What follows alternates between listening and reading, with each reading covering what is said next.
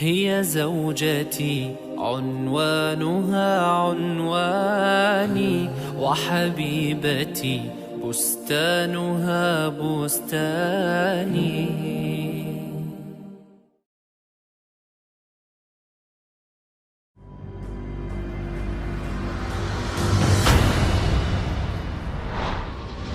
45% to 50% of marriages in the United States end with divorce, while the percent of divorce in Europe is about 35%. What are the reasons for divorce? Maybe the difference in opinions, the lack of psychological and emotional harmony, the harsh treatment from one side to the other. Many men lack the art of dealing with their ladies.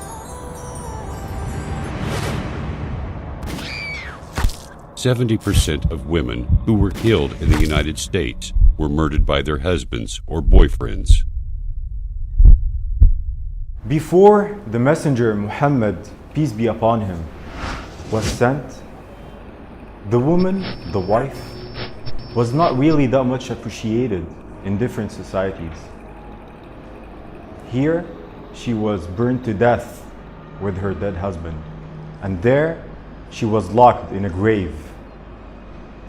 Even in the Arabic tribes where the messenger was sent, she was just inherited like any of his belongings. This is the society back then. This is how people used to think when the messenger Muhammad, peace be upon him, was sent.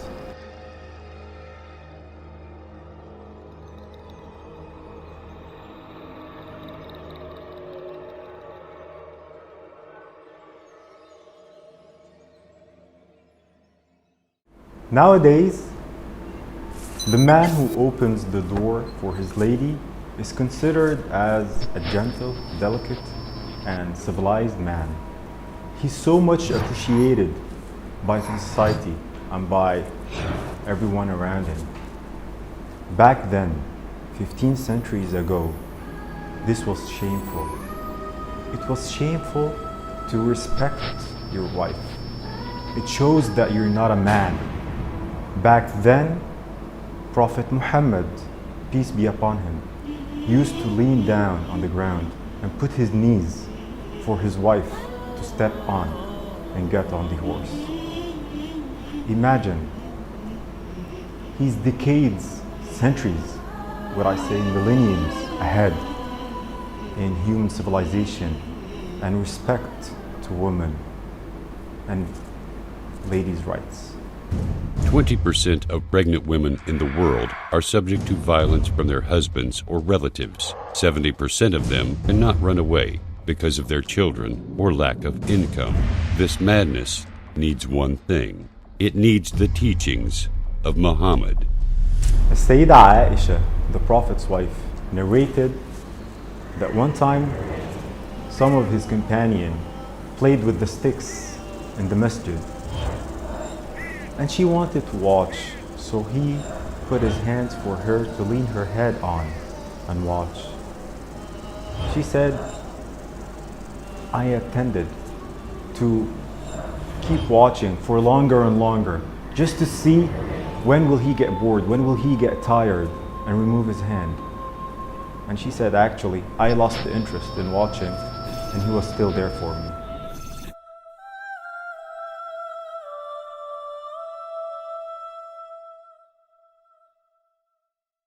Once, there was a serious and critical situation where the companion of the Prophet, peace be upon him, literally did not obey him. And only because of the advice of his wife, the issue was resolved. So the Prophet, peace be upon him, was not just nice and gentle with his wife, he also respected her as an equal person. Prophet Muhammad said, anything you spend for the sake of Allah, you will get your reward for it, even if it was a morsel of bread you put in your wife's mouth. Prophet Muhammad, peace be upon him, said, in this world, woman and perfume have been made dear to me, and the dearest among all. is salah, prayer. And his wife said that he never hit a woman with his hands. Prophet Muhammad, peace be upon him, said, act kindly towards women, and the Quran says, and live with them in kindness. For the Prophet Muhammad, peace be upon him, being a women's rights activist and defending the women's rights back then, this was not an addition to his message. This was something that actually made a lot of resistance between the Arabs back then. A lot of the Arabs refused to join this new message, this new religion, because it simply equals between the man and the woman. So although this slowed the spread of his message, although this, he still insisted on being himself, on delivering the full message from Allah. He still gave the women their rights because it's simply their rights in Islam. Even after Islam, when Umar ibn al-Khattab, a very respected companion of the Prophet, peace be upon him, he got angry on his wife because she answered him back. And he blamed her for answering him back. And she said, what's the problem? Even the wife of the Prophet, peace be upon him, answers him back. Why don't you accept? And this is how the whole society was tuned to respect the woman.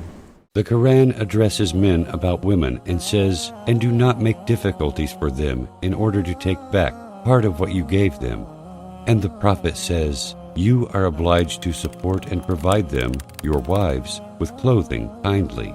The Prophet also says, of the dinar you spend in Allah's path, or to set a slave free, or as charity to the needy, or to support your family, the one yielding the greatest reward is that which you spent on your family. The Prophet Muhammad, peace be upon him, told his companion, teaching them, that the best among the believers is indeed the one with the best manners and the one who is most kind and gentle to his wife. If you saw the Prophet in his home and then compared this to our homes in the 21st century in terms of treatment, interaction, you'll find a big difference.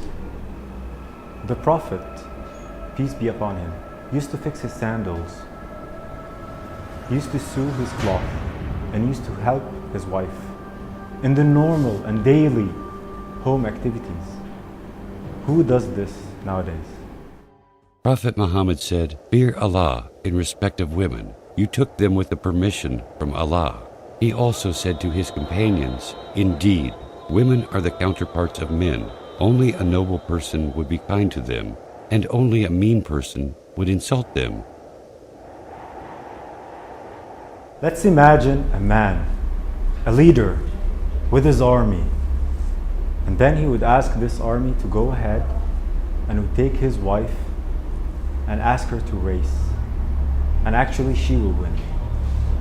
Then years later, the same man, the same leader, with his army and his wife, and he will ask the army to lead ahead and would race again, but this time he will win. And then he will tease her, laughing and saying, now we're even. This is the Prophet, peace be upon him, with his wife. And back home, in privacy, he would praise his wife. He would pamper her and spoil her, call her with the beloved nickname, and he would tell her how much she's pretty and her beautiful features. This is the Prophet, peace be upon him. Prophet Muhammad said, the best of you are those who behave best to their wives. One of the best orders given by Prophet Muhammad, peace be upon him, was to one of his companions. And this is not to enter the house at night, coming back from a long trip, without letting your wife know. This is just to give her a chance to take care of herself, comb her hair, and to see her in a way she wants to be seen in. And during the day, Prophet Muhammad, peace be upon him, would never enter the house before knocking the door and letting his wife know that he's entering. And the first thing he would do was to use the siwak, which is basically to brush his teeth. He wants always to be smelled properly and nice for his wife. When the Prophet was asked, "Whom do you love the most?" he said, "Aisha." The one who asked him said, "I am asking you about men." The Prophet said, "Her father." This is how Prophet Muhammad saw his wife. He saw her as the most beloved person to him, and her family was the most beloved family to him. While other beliefs believe that the woman during her monthly period is defiled and impure, and that she also impures anything that she touches, and they used to build a tent outside of the main tent for her to live in during those few days. At that time, the Prophet, peace be upon him, used to check where did his wife drink and just take the sip from the same place she did. Where did she eat? And he will follow her lips and eat from the same place. He would comb her hair. He would make her feel that she is more beloved and wanted at this critical and sensitive part of the month for her. When the Prophet Muhammad was asked about the right of the wife, he said, "Feed her when you get food, give her clothes to wear when you wear clothes, refrain from abusing her, and do not separate from your wife, except within the house." Among all the teachings of the Prophet Muhammad, peace be upon him, before dying, he chose to stress on two things. One is the prayer, the main thing in Islam, and the other was the wife, the woman.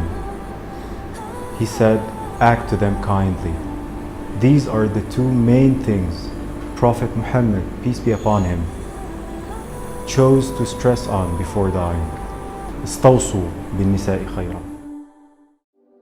هي زوجتي عنوانها عنواني، وحبيبتي بستانها بستاني،